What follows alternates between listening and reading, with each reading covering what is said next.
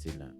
Yeah, I think And that's so that's a big part. it's Problem like right there. if If you I ask don't me. get it, and it's like you wanna be one of those people that say I'll hold on, but this world ain't holding on. I got a question.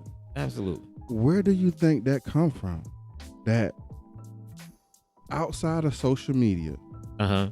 where does this it has to happen right now come from? Because if you think about it, there's nothing that even if you go back to like our what we all been through, we all went to school for Mhm. 12 years if you live here in the US. Right.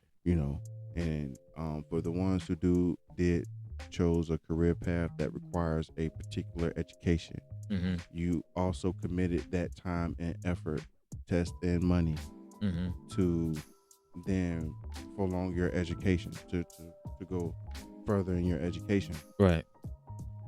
So that's 12 plus, depending on the career path you choose. That's 12. Come on. 12 plus at least 4 more years. Right. I mean, like I said again, depending on what career path you chose. So none of that seems fast. None of that's like instant. Right. You feel what I'm saying? So I guess if it wasn't really like taught to us, like we're in the institution, quote unquote, rather if the school, work, or job, Uh-huh. is not meant or wasn't shown for it to be instant. Where does this instant gratification, this instant right now come from? I have a theory on that, and we're gonna switch up the conversation just a little bit. By the way, that was Kirk Franklin. No, that was Byron Cage. That's an alarm I had that was going off, so don't pay attention to that. But anyway, No, that's just a praise break. exactly. That's all that Well, was. you better say that. But so listen. So we were talking about the violence in America. But he asked a good question. Where does this instant gratification come from? This is what I feel. I've thought about this often, actually, for years. Mm. I think it comes from the fact that they keep moving the goalposts. If that makes sense. What I mean by that is they keep whoever I don't know if you want to call him the man, if you Yeah, want to we call can him label them anything. anything, It don't matter. but the goalposts, the requirements for success keep moving, and I think that's the problem because you talk about so back when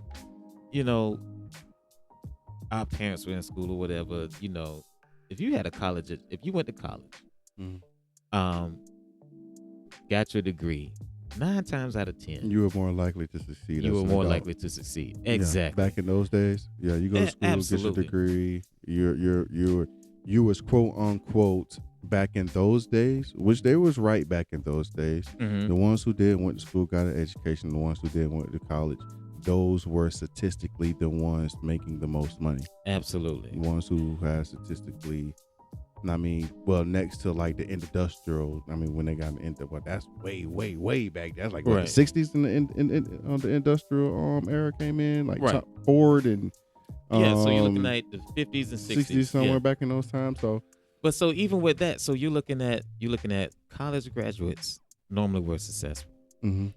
You were back in those days, if you got into the industrial side, like you was talking about, with Ford, GM, Mm-hmm. certain companies the like assembly that, line, the assembly line stuff, you were guaranteed a pretty good life. Mm-hmm. So here it is. That's the 40 years in the gold Rolex. Right. Companies tried to keep you. Mm-hmm. Companies tried to do right by you. Mm-hmm. Here it is now. You got people who go to school for 8 years after high school, getting the masters and everything else. Mm-hmm. Can't find a job. You got people who would normally work the industrial side. You got machines doing that now. You got machines doing that. And then not even that, but here's the most disrespectful part of it to me is you got me working here, and then all of a sudden, within a month, you say, "Oh, by the way, we're going overseas." Okay, so now I'm out of it. I mean, and no notice. I mean, I can't tell you how many times I've read articles where this company was here, and then one day they saw a notice on the door, "We're closed permanently." So, No severance pay. and No then nothing. I can tell you from experience myself that I've been at companies who have had that person who's been faithful to the job, Mm-hmm. always there. I mean, don't miss a day of work. You got to stretch them out for them to miss. Yeah. And then right when they get invested or getting to the place where they can retire, they fire because they don't want to pay them that Yeah. high salary no more. Yeah. So for them not to pay them the high salary and them not have to contribute to the company anymore. exactly. So when you ask Cheaper to get a younger the buck.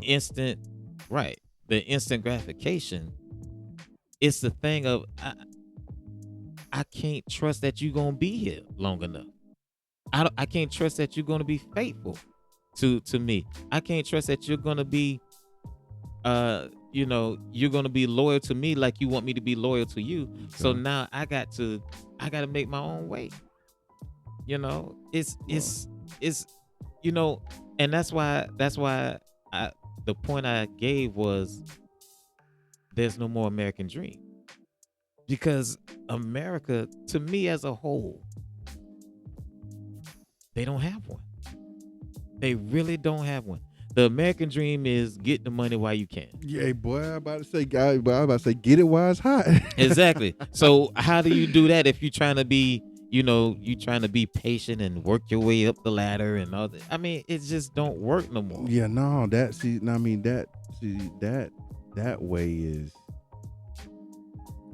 way is gone, bro. It's gone. Those days are long gone. And I know we're supposed to be talking about violence and we'll get ready there, but yeah, those days long gone, brother. Right. Long gone, man. So how do you tell somebody? Because here's my question, and I've talked to a gentleman about this, because one day I do want to talk about. So here's my question. I won't even go to that. Here's my question. I know a lot of drug dealers. Okay. Okay.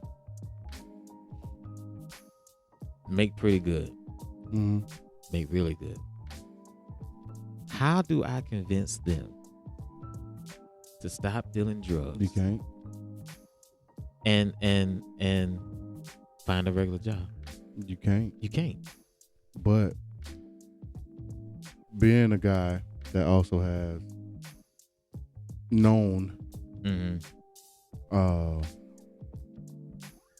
some drug dealers, bro, the closest answer I can get to that, if I was to try to answer that realistically, that makes the most sense to me. And if I was a drug dealer and I had a friend of mine who's like, man, look, man, Brian, man, I care about you too much for you to be out here. I mean, you better be coming with me, bro, with something other than a doggone job.